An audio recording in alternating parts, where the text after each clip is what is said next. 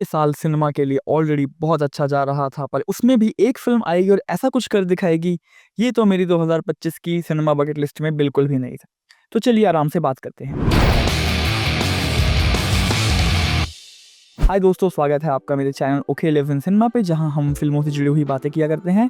तो आज हम महाअवतार नरसिम्हा फ़िल्म के बारे में बात करना चाहेंगे, जो कि थिएटर्स पर आग लगा रही है।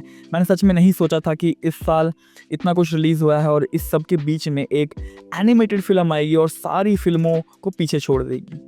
तो जब इस फ़िल्म का ट्रेलर आया था, मुझे बिल्कुल भी उम्मीद नहीं थी इस फ़िल्म से, मैं सच बता रहा हूँ। क्योंकि हमने देखा हुआ है पास्ट में भी कि डिवोशनल फ़िल्म्स को ख़राब बनाना बहुत आसान काम है, क्योंकि डिवोशनल फ़िल्मों को बनाने में जो आपकी भावना दिखनी चाहिए, भक्ति दिखनी चाहिए, वो हर इंसान में नहीं होती है। और कई लोग सिर्फ़ ये कैश ग्रैब के लिए बनाते हैं, तो भी पता लग जाता है कि वो ऑडियंस को बेवकूफ़ बनाने के अलावा और कुछ भी नहीं कर रहे हैं।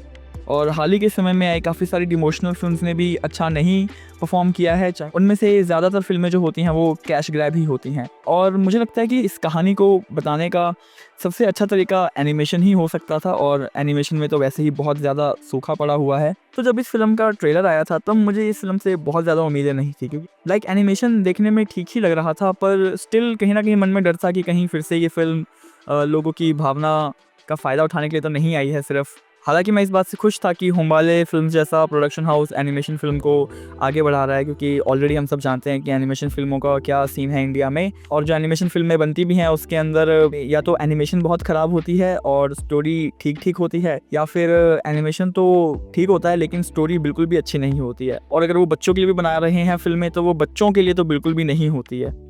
ऐसी बहुत सारी एग्ज़ाम्पल्स हमने पीछे देखी हुई है।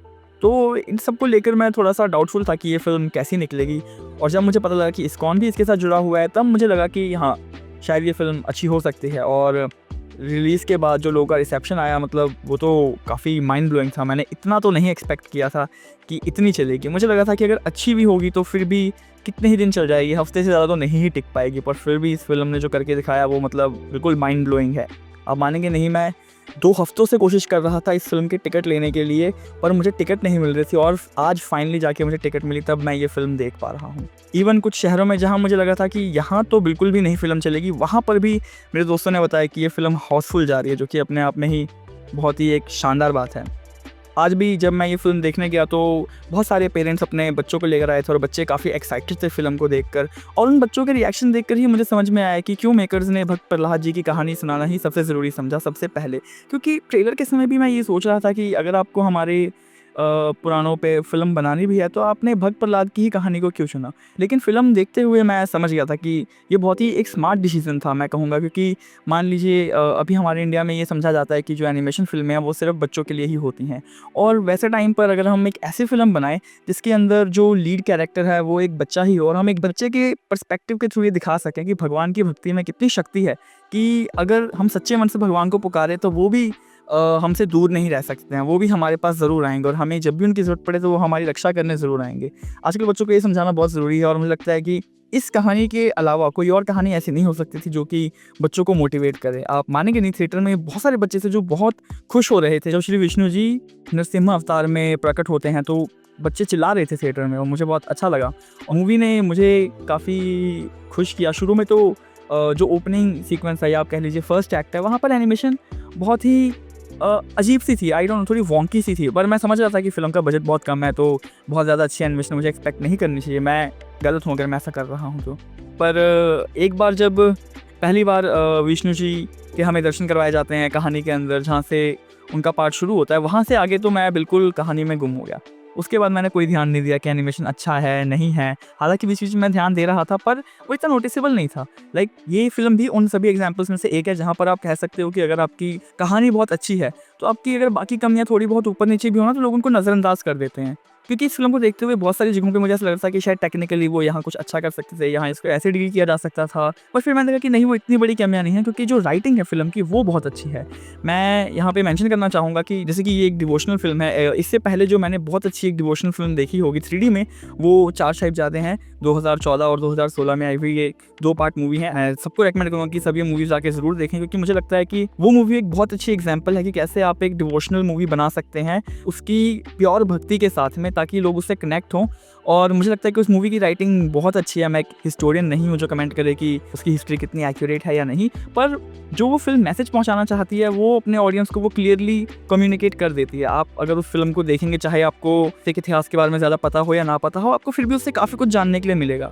ऐसी बहुत सारी कहानियाँ हैं बलिदान की जो हमें नहीं पता है, और फिल्म उस चीज़ को बहुत अच्छे से दिखाती है।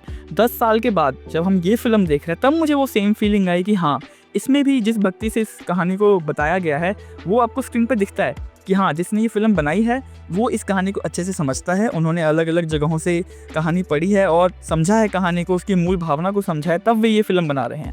तो हम कहानी से शुरू करते हैं। काफ़ी सारे घरों में ऑलरेडी सुनाई जा चुकी होगी, इतने सालों में हम सब अपने घर वालों से, बड़े बुजुर्गों से कहानी सुनते ही रहते हैं। इवन स्कूल में भी पढ़ी है हमने कहानी, तो सब कहानी जानते ही हैं।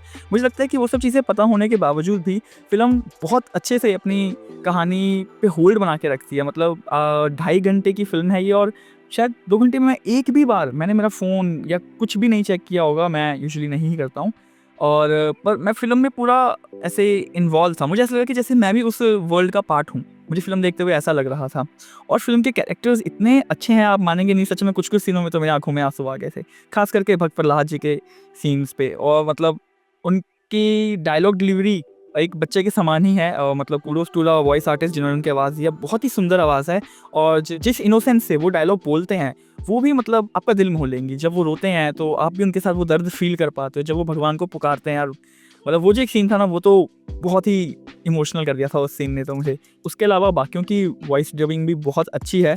मैंने हिंदी में फ़िल्म को देखा और हिंदी के डायलॉग्स बहुत अच्छे लगे। वो काफ़ी अच्छा एक्सपीरियंस था, इतने समय के बाद इतनी शुद्ध हिंदी के डायलॉग सुनना। मतलब सच में इसको तो मैं काफ़ी मिस करता हूँ अब की मूवीज़ में, चाहे हम इस पर जब भी मूवीज़ बनाते हैं। वो कहानी का फ्लो बहुत बढ़िया है, मतलब कहानी शुरू से लेकर एंड तक आपको बांध के रखती है। मुझे ऐसा लोगों ने कहा, जो मेरे आस-पास के लोगों ने देखा, कि मतलब फ़िल्म का पहला हाफ जो है वो काफ़ी स्लो है, क्योंकि जो कहानी लोगों ने मेजॉरिटी ऑफ द टाइम सुनी हुई है वो सेकंड हाफ में आती है। उससे पहले सिर्फ बिल्डअप है उन सब चीज़ों का। पर मुझे लगता है कि वो बिल्डअप भी ना बहुत अच्छा है। मतलब आप देख सकते हो कि भगवान जो भी करते हैं वो एकदम से नहीं करते हैं। वो सारी कहानी को रचते हैं पहले, कि वो हर एक चीज़ उनको पता होती है कि क्या करना है उसमें। तो फिल्म उस चीज़ को बहुत अच्छे से दिखाती है। जैसे कि मैं यहाँ पे थोड़ा स्पॉयलर्स दे रहा हूँ, क्योंकि आई होप कि 2 हफ्ते हो चुके हैं, तो तब तक सबने फिल्म देख ही ली होगी। जो वो सारा सीक्वेंस है जहाँ पर हिरण्यकश्यप जाता है भगवान ब्रह्मा जी के पास, और उनकी आप कह लीजिए उनकी साधना करता है ताकि उसको वो वरदान मिल सके। अब देखिए कि वो कितना अच्छा पार्ट है कि जैसे ही हिरण्यकश्यप वहाँ जाता है, इधर से भगवान अपना खेल रचते हैं कि वो उनकी वाइफ को इंद्रदेव लेके जाते हैं, फिर उनको नारायण जी आके रोकते हैं, फिर उसके बाद वो उनको गुरुकुल में लेकर जाते हैं। वहाँ पर उनको सब कुछ पढ़ाया जाता है, ताकि जो प्रहलाद है वो जब वो धरती पर नहीं आया है, अभी वो सिर्फ गर्भ में ही है अपने माँ के, तभी वो ये सब चीज़ें सीख रहा है। अगर वो चीज़ नहीं होती तो आई एम नॉट श्योर, मतलब ओके मैं कमेंट नहीं कर सकता हिस्ट्री पर हम सिर्फ इमेजिन कर सकते हैं कि अगर हम थोड़ा एक प्रैक्टिकल सेंस में उसे देखना चाहें कि अगर वैसा नहीं होता तो शायद भक्त प्रहलाद वैसे ना होते। लेकिन भगवान जानते थे कि उन्हें क्या करना। उन्होंने अपनी लीला ही इस तरह से रची है कि वो शुरू से ही भक्त प्रहलाद जी को ट्रेन किया जाता है, ताकि वो जब धरती पर आएँ तभी से उनको भगवान के बारे में पता हो, वो श्री का नाम लेते रहें, वो उनकी आराधना करें, उनके मन में उनके लिए प्रेम हो। वो भी मुझे पार्ट बहुत अच्छा लगा कि वो फिल्म देखते हुए आपको समझ में आता। और इसी में जब फिल्म एंड होती है तो अंत में जब वो मेंशन करते हैं कि अभी उनके 2 और जन्म बाकी हैं, तो मैं seriously I lost my mind, क्योंकि मैं फिल्म देखते हुए सोच रहा था कि क्या फिल्म बनाने वालों को कहानी के बारे में पता है, जहाँ पर हमें ये बताया जाता है कि जो हिरण्यक्ष और हिरण्यकश्यप हैं वो पिछले जन्म में विष्णु जी के गेटकीपर्स होते हैं, और उनको शाप मिला होता है कि वो अब आगे के कुछ जन्मों के लिए राक्षस बनेंगे। विष्णु जी को ही उन्हें आज़ाद करना होगा उनके उन सारे श्रापों से। तो वो जैसे एक जन्म में वो हिरण्यक्ष और हिरण्यकश्यप बनकर आते हैं, फिर अगले जन्म में वो रावण और उनके भाई बनकर आते हैं। इसी प्रकार 3-4 बार वो जन्म लेते हैं, और विष्णु जी उनको हर जन्म में अलग अलग अवतार लेकर आते हैं और उनका वध करते हैं और उनको मुक्ति दिलाते हैं। तो वो चीज़ जब फिल्म के अंत में मेंशन हुई तो मुझे बहुत अच्छा लगा कि हाँ, उन्होंने बहुत अच्छे से रिसर्च करके मूवी बनाया कि उन्होंने इस पार्ट को भी सिर्फ एक लाइन के थ्रू ही उन्होंने कवर कर लिया। तो मुझे समझ में आया कि हाँ, डायरेक्टर का विजन बहुत बड़ा है इस कहानी को लेकर। कहानी के बाद हम बात करते हैं वॉइस परफॉर्मेंस की। वॉइस परफॉर्मेंस तो आई थिंक सबका ही बहुत अच्छा था, सबने अपना पार्ट बहुत ही अच्छे से प्ले किया है। और उसके बाद बात करते हैं एनिमेशन से। तो आई थिंक मैं एनिमेशन बैकग्राउंड से हूँ, मैंने एडिटिंग एनिमेशन ये सब सीखा हुआ है। तो उसको देखकर जो मैंने सीखा है और जो फिल्म देखते हुए समझ पा रहा था कि उनका विजन बहुत क्लियर था शुरू से ही, कि उनको चाहिए था कि जो भी बहुत ज़्यादा इंपॉर्टेंट सीन्स हैं मूवी के, वहाँ पे एनिमेशन बहुत अच्छा है।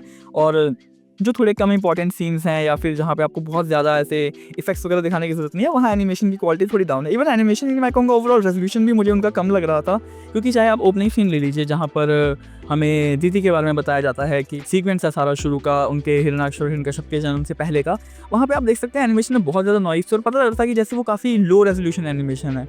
तो वो वहाँ पता लगता है। ऐसा फिल्म में काफ़ी बार हुआ कि जैसे जितने भी सीन हैं जिसमें भगवान विष्णु आते हैं या उनके अवतार दिखाए जा रहे हैं, वो वाले सीन तो बहुत ज़्यादा क्लैरिटी में थे। मतलब ऐसा था कि जब आप वो लो क्वालिटी से हाई क्वालिटी पे शिफ्ट कर रहे थे ना, मुझे ऐसा लग रहा था कि जैसे मैं किसी 720p वीडियो से एकदम ऐसा 4K वीडियो देखने लग गया हूँ। मुझे वैसी फीलिंग आ रही थी। पर उस चीज़ ने मुझे बहुत ज़्यादा परेशान नहीं किया, क्योंकि वो बिल्कुल अंडरस्टैंडेबल था। अभी तक हमारे भारत में कोई भी अच्छी एनिमेशन फ़िल्म नहीं है। मैंने हालाँकि मेंशन किया कि चार साहिबजादे बहुत अच्छी मूवीज़ हैं, पर उनकी एनिमेशन भी कोई बहुत अच्छी नहीं है। लेकिन वो मूवीज़ बहुत अच्छी थी, और वैसे ही केस में यहाँ पर भी मुझे पता है कि इनके पास बजट बहुत ज़्यादा नहीं है, तो वो बिल्कुल अंडरस्टैंडेबल है कि उन्होंने ऐसा क्यों किया है। और वो चीज़ मतलब बहुत ज़्यादा आपके ऐसा आँखों में चुभती नहीं है। इवन अगर आप इस बैकग्राउंड से नहीं है तो शायद आपको नोटिस भी ना हो ये सब चीज़ें। तो ये हो गया। और उसके अलावा लेकिन जैसे आप उनकी डिटेलिंग देखेंगे एनिमेशन में, जैसे भक्त प्रहलाद हैं, उनके आप डिज़ाइन देखेंगे कि वो काफ़ी डिटेल से बनाया गया है। जब वो चल रहे हैं तो उनके बालों में एनिमेशन है, कपड़ों में एनिमेशन है, या फिर जब हिरण्याक्ष बात कर रहे हैं, हिरण्यकश्यप बात कर रहे हैं, या फिर भगवान विष्णु जी पे, तो उन्होंने स्पेशल अटेंशन दिया कि मतलब जो ये लीड कैरेक्टर्स हैं उन सब के एनिमेशन में उनकी मॉडलिंग में बहुत ध्यान दिया गया, उनकी टेक्सचरिंग में बहुत ध्यान दिया गया है। और जब वो चलते हैं फिरते तो काफ़ी नेचुरल लगता है। उसके अलावा बाकी चीज़ें थोड़ी सी नीचे भी जाती तो वो इतनी नोटिसेबल नहीं होती हैं। हालांकि काफ़ी बढ़िया था। मतलब मैं कहूँगा कि ऑब्वियसली ये अभी हॉलीवुड के लेवल का नहीं है, पर भारत के हिसाब से ये बहुत अच्छा एनिमेशन है, और मुझे लगता है कि अगली फिल्मों में हमें इससे बढ़िया एनिमेशन ही देखने के लिए मिलेगा। मैंने डायरेक्टर के काफ़ी सारे इंटरव्यूज़ देखे हैं जिसमें उनको देख के समझ में आता है कि हम उनका विजन काफ़ी बड़ा है इस पूरे यूनिवर्स को लेकर, और उन्होंने काफ़ी कुछ प्लान किया, और वो काफ़ी एक्टिव हैं इस एनिमे स्पेस में। तो उनको पता है कि क्या अच्छा है और क्या बुरा है, और उन्होंने अपना बेस्ट दिया है। और आगे अब इस फिल्म की सफलता के बाद उनको और अच्छा बजट मिलेगा, तो वो मुझे लगता है और अच्छा प्रोडक्ट बनाएंगे। एंड बात हो गई एनिमेशन की, और अगर आप एनिमेशन और वीएफएक्स की फील्ड से हैं तो आपको काफ़ी जगह समझ में आ जाएगा कि उन्होंने कहाँ कहाँ कॉस्ट कटिंग करी होगी, कि अच्छा यहाँ पे उन्होंने ये इफेक्ट लगा के कॉस्ट कम किया है ताकि वो सेम बजट वो आगे यूज़ कर सकें। वो सब चीज़ें आप नोटिस करोगे, और ये भी एक अच्छा है क्योंकि एज अ आर्टिस्ट आप भी रिलेट कर पाओगे उन सब चीज़ों से जो उन्होंने डिसीजन लिए किसी किसी शॉट में, कि हाँ ये इन्होंने ऐसा क्यों दिखाया है, यहाँ पे इन्होंने किया। और वो दूसरी जगह समझ में आता है कि अच्छा यहाँ पे इन्होंने ज़्यादा लगाया, मतलब वो कर सकते थे तो उन्होंने सिर्फ अच्छे पार्ट्स के लिए वो किया है। और जहाँ पे लगता था कि उनको इतनी ज़रूरत नहीं है, वहाँ उन्होंने उसको थोड़ा टोन डाउन रखा है, जो कि नॉर्मल है। और इसके बाद सिनेमेटोग्राफी और लाइटिंग के ऊपर तो चर्चा एनिमेशन के साथ ही हो गई है कि मतलब वो सभी अच्छे। कुछ फ्रेम्स मैं बताना चाहूँगा फिल्म के बहुत अच्छे थे। जो वो सीन है जहाँ भक्त प्रहलाद जी को पहाड़ से धकेला जाना होता है, वो वाले सीन में वो खुद कहते हैं कि वाह ये दृश्य तो बहुत सुंदर है, और वो सच में व्यू बहुत अच्छा था। वो बिल्कुल किसी पेंटिंग की तरह लग रहा था वहाँ देखने में। वैसे कुछ सीन्स है जो फिल्म में बहुत अच्छे थे। आखिरी का क्लाइमैक्स बैटल बहुत अच्छा है, और जब विष्णु जी पहली बार वराह अवतार के रूप में धरती पर आते हैं तो आप तभी देख सकते हैं कि वो सारे फ्रेम्स भी बहुत सुंदर है। जहाँ वो उनकी फ़ाइट हो रही होती है, वो फाइट तो मैं डेफिनेटली आपको कहूँगा कि आप पल के नहीं झपका पाएंगे उस फाइट में। इतना सब कुछ इतना फास्ट हो रहा होता है, ऐसा लगता है जैसे वो एक मल्टीवर्सल वॉर है, कि वो एक हिट मार रहे हैं वो दूसरी जगह चेंज हो जा रहा है, वो फिर एक हिट पड़ रहा है तो वो दूसरी जगह चेंज हो जा रहा है। और ये फिल्म बहुत सारे बोल्ड टेक्स लेती है जिसको देख के मैं सच में हैरान था। मतलब मैं सेंसर बोर्ड को यहाँ पर तो मैं धन्यवाद करना चाहूँगा कि शुक्र है उस फिल्म में बहुत सारे ऐसे सीन थे जो वो आराम से कटवा सकते थे। इस फिल्म को UA 13+ की रेटिंग मिली है, और उसके हिसाब से जो चीज़ें उन्होंने अलाउड करी, सिर्फ वायलेंस के मामले में ही नहीं, और भी बहुत सारी चीज़ें कहानी में ऐसी थी कि जब उन्होंने दिखाई तो मुझे लगा कि अगर कोई और ये बना रहा होता तो शायद बैकलैश भी आ सकता था उस चीज़ के ऊपर। लोग कह सकते थे कि आपने ऐसा क्यों दिखाया है, पर डायरेक्टर ने बहुत अच्छी रिसर्च करके इसमें काफ़ी कुछ ऐड किया, और मतलब वो देखने में अपने आप में काफ़ी रिफ्रेशिंग था कि चलिए कोई इस लेंथ तक जा रहा है चीज़ों को दिखाने के लिए। क्योंकि उनको आई थिंक कहानी में ये दिखाना बहुत ज़रूरी था कि जो राक्षस हैं वो किस लेवल तक हेट करते हैं भगवान को, उनके दूतों को, देवताओं को कितना हेट करते हैं। वो फिल्म में पोर्ट्रे करने के लिए वो सारी चीज़ें दिखाना बहुत ज़रूरी था। और फिल्म में वायलेंस बहुत ज़्यादा है, पर अगेन वही है कि जो ऑनलाइन सारा डिस्कोर्स चल रहा है कि बच्चों को इतनी वायलेंट फिल्म दिखा सकते हैं कि नहीं।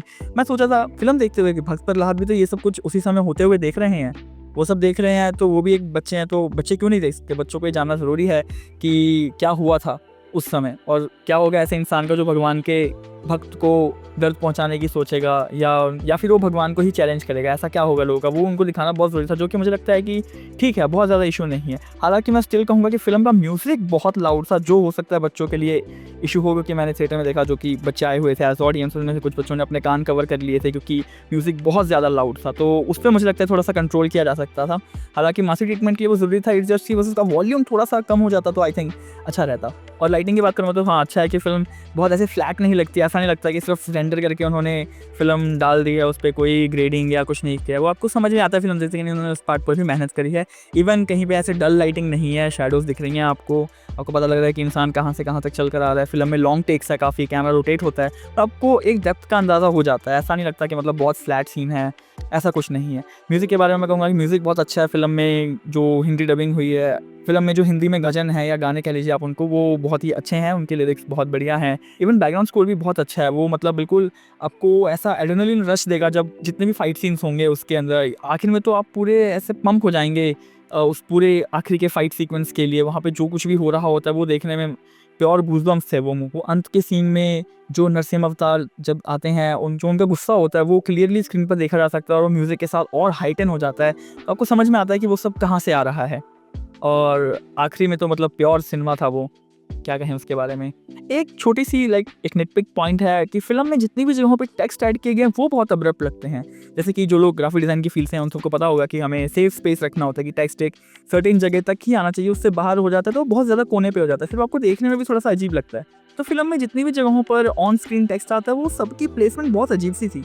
आई डोंट नो, मतलब मुझे उनको पढ़ने में दिक्कत हो रही थी, क्योंकि मुझे पता है कि वो टेक्स्ट एक्चुअल में वहाँ नहीं होना चाहिए, तो उसकी जगह कहीं और होनी चाहिए थी। मतलब ऐसा नहीं कि वो लेफ्ट पे नहीं है, उसको राइट पे होना चाहिए, ऐसा कुछ नहीं है, पर एक थोड़ा सा डिस्टेंस आपको मार्जिन मेंटेन करके रखना होता है, वो वहाँ पे बहुत जगहों पे मिसिंग था। ऐसा भी हो सकता है कि मेरे थिएटर वालों ने फिल्म थोड़ी ज़्यादा जूम करके चला दी हो, आई एम नॉट श्योर, पर ये मैंने नोटिस किया तो मुझे लगा कि ये मुझे बताना चाहिए आप सब लोगों को। और फिल्म में जो डिवोशन का पार्ट है, कोई मुझसे पूछे कि क्या इस फिल्म में भक्ति ऑन पॉइंट है, क्या ऐसा लगता है कि फ़िल्म की भावना सही जगह पे है, तो मैं कहूँगा कि हाँ, फ़िल्म की जो भक्ति है वो बिल्कुल सही जगह पर दिखाई देती है। जो फ़िल्म के पीछे के लोग हैं जिन्होंने इस फ़िल्म पर काम किया है, पता लगता है कि उन लोगों ने अपना हार्ट एंड सोल इस फ़िल्म को दिया है। इस फ़िल्म में उन्होंने अपनी सारी भक्ति लगाई है और उनका दिल सही जगह पर था। ये फ़िल्म देखते हुए समझ में आता है। मुझे ऐसा कहीं पे भी नहीं लगा कि उन्होंने हमारे कल्चर का या हमारी भक्ति का फ़ायदा उठाने की कोशिश करी है। फ़िल्म उसके मामले में ऑन पॉइंट थी। एक और चीज़ मैं मेंशन करना चाहूँगा, फ़िल्म देखने के बाद जैसे कभी-कभी आई डोंट नो कुछ लोगों के साथ ऐसा होता होगा कि जब वो बहुत देर तक गेम खेल लेते हैं, उसके बाद जब हम गेम बंद करते हैं तो थोड़ी देर के लिए ना हमारा सर घूमने लगता है, थोड़े नॉशियस से हो जाते हैं, क्योंकि गेम में कैमरा बहुत कॉन्स्टेंटली चल रहा होता है, घूम रहा होता है, तो थोड़ा-सा आपको वैसा फ़ील होता है। वो चीज़ मुझे इस फ़िल्म को देखने के बाद भी महसूस हुई कि जब फ़िल्म खत्म हुई तो मुझे लगा कि मैं थोड़ा सिर मेरा घूम रहा है। ऐसा मुझे महसूस होता है जैसा मुझे गेम खेलने के बाद होता है। वैसे इसके डायरेक्टर ने मेंशन किया कि उन्होंने इस फ़िल्म को बनाने के लिए गेम से काफ़ी ज़्यादा इंस्पिरेशन ली है, तो हो सकता है कुछ मैं उसके बारे में श्योर नहीं हूँ। और मैंने इस फ़िल्म को 2D में देखा है, 3D में नहीं देखा है, तो मैं नहीं बता सकता कि 3D एक्सपीरियंस कैसा होगा।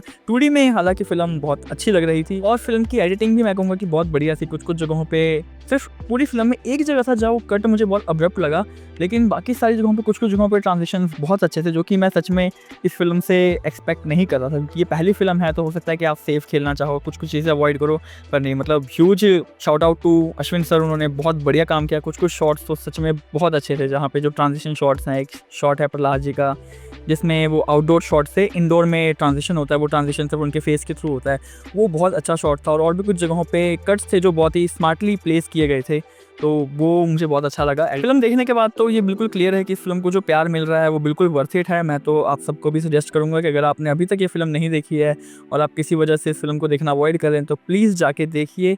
इट डज़ नॉट मैटर कि आप की आइडियोलॉजी कुछ भी हो या आप किसी भी चीज़ में विश्वास करते हो, पर मैं स्टिल आपको रेकमेंड करूँगा कि आप ये फिल्म जाके ज़रूर देखें। इस फिल्म की कहानी बहुत अच्छी है, और अगर आपने कहानी सुनी है और अपने बच्चों को भी बताना चाहते हैं इस कहानी के बारे में, तो ज़रूर अपने बच्चों को ये फ़िल्म दिखाएँ। ये फ़िल्म आई थिंक बच्चों को बहुत पसंद आएगी। ये अकेली फ़िल्म होगी जिसको मैं कह सकता हूँ कि हाँ, ये एक एनिमेटेड फ़िल्म है और सच में इसको बच्चे देख सकते हैं।